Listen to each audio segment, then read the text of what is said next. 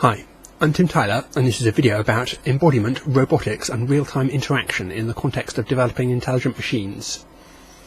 The issue of embodiment appears to be a controversial one amongst machine intelligence researchers, and their opinions on the topic appear to vary widely. Practically everyone agrees that some type of body is required in order to develop intelligent machines.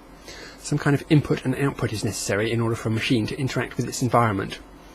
However, there is disagreement over exactly what features of a body are necessary.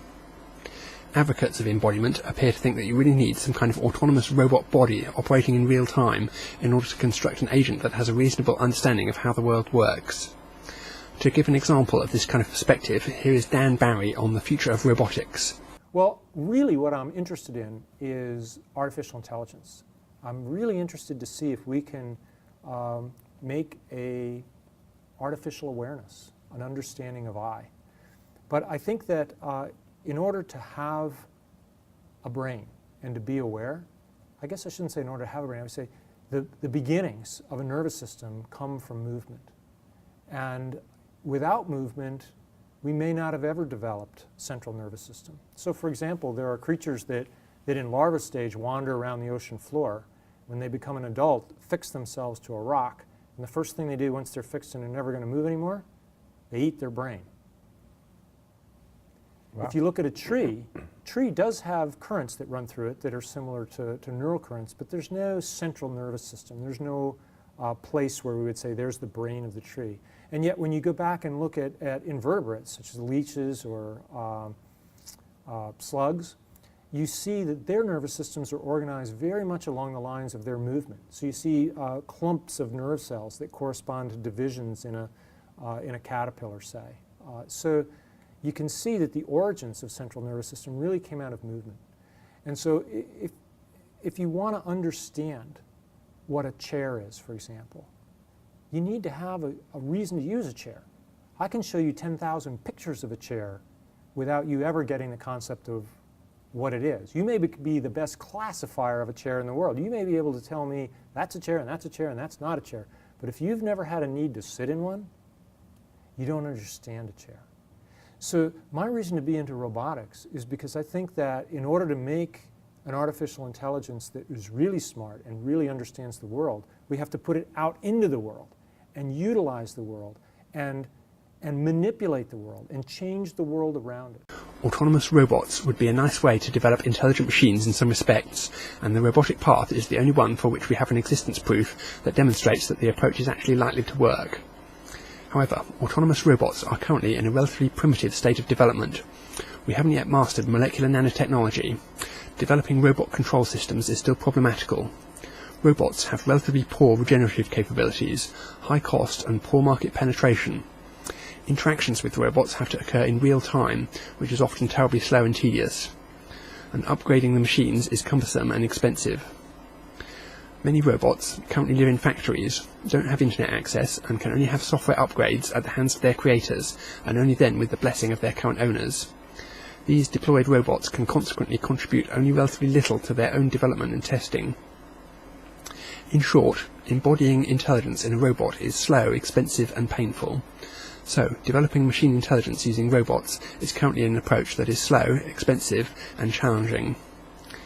As a result of these factors, some researchers have turned to the other possibilities in the hope of making progress more rapidly. One possibility is to use a 3D virtual body. However, such a virtual body has some of the same disadvantages as a physical one. Virtual environments are a tiny corner of cyberspace, and if interactions with virtual humans take place, then these environments are often glacially slow. A somewhat more promising approach involves rejecting 3D space entirely and considering more abstract problems such as games. Games have the diversity and depth needed to stimulate an intelligent agent, and they can be played with other machines at high speed. However, it is challenging to make much money with such an application domain, and starving your product of funds is not a recipe for success. You can make a Go playing program perhaps and earn some money that way, or alternatively you can contribute to the internet prime search. However, those are relatively limited sources of funds, and machine intelligence is likely to need a bit of a bigger boost than they can supply. I think the most promising approach involves using the internet as the environment for the intelligent agents. The internet has direct access to many rich problems, including searching, filtering, sorting, classification, marketplaces and investment. Reverse engineering a model of the world from text, pictures, video, audio and the like may not be easy, but machines seem well placed to perform this task. They don't have to understand everything in order to establish a niche for themselves, and indeed they are already well established as processors of internet content, despite how stupid they currently are.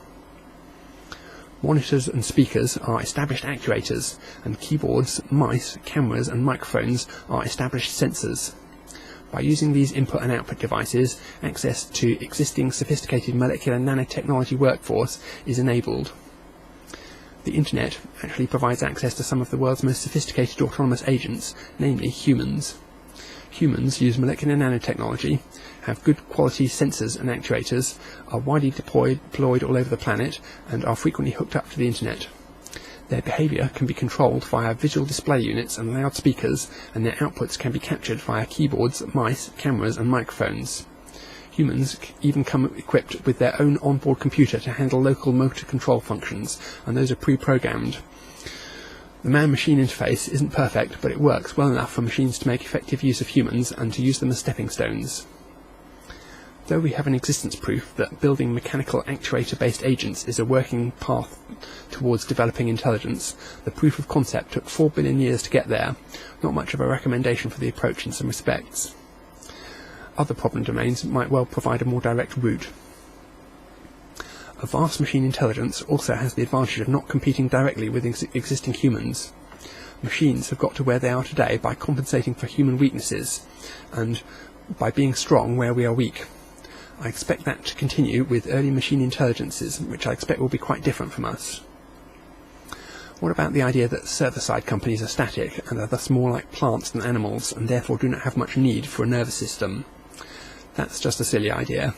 The internet pipes human motor activity to these companies, and many of them have enormous computing facilities already to help them cope with the computational problems that they face. What about the idea that a machine will never be able to understand material objects like chairs until it can hold them in its own robot hands? I think that's a dubious idea. A search oracle has to understand a lot about chairs in order to answer queries about them. If its understanding is lacking, users will signal that it is producing poor quality results until it learns exactly what a chair is. A search oracle won't be much like us, but it will know an awful lot about the world. Another element that is widely overrated is real-time interaction. Researchers use much the same reasoning that leads them to think that robots are important, to include that getting real-time data is also important. I don't think that's really right either. Correspondence problems demand as much intelligence as real-time problems do. Ultimately, intelligent agents should be able to function in a range of environments, so they should be able to solve real-time problems. However, it doesn't follow that those problems are particularly important during their development. Real-time problems have the advantage of allowing the agent to get rapid feedback about the effects of its actions, but that's about the extent of it. While I understand why robotics researchers might be interested in machine intelligence, it makes less sense to me for machine intelligence researchers to be interested in robotics projects. The primitive state of most robots means that those projects are unlikely to be very lucrative, and they will probably not contribute much towards the development of machine intelligence. However, I don't think very many robotics researchers realise this. Many of them appear to genuinely think that their research lies on a path that leads towards machine intelligence. I think they need to consider more seriously the idea that they are on a long road which will be totally bypassed by those headed more directly towards machine intelligence. Some imagine a convergence between machine intelligence, robotics, nanotechnology, fusion and biotechnology. This is an interesting idea, but those technologies probably won't all come together simultaneously, creating a perfect storm. We seem likely to get machine intelligence first of all, which will then facilitate the development of the other technologies. Once we have intelligent machines, they'll build their own bodies, master nanotechnology, and do the other things that are needed. Enjoy.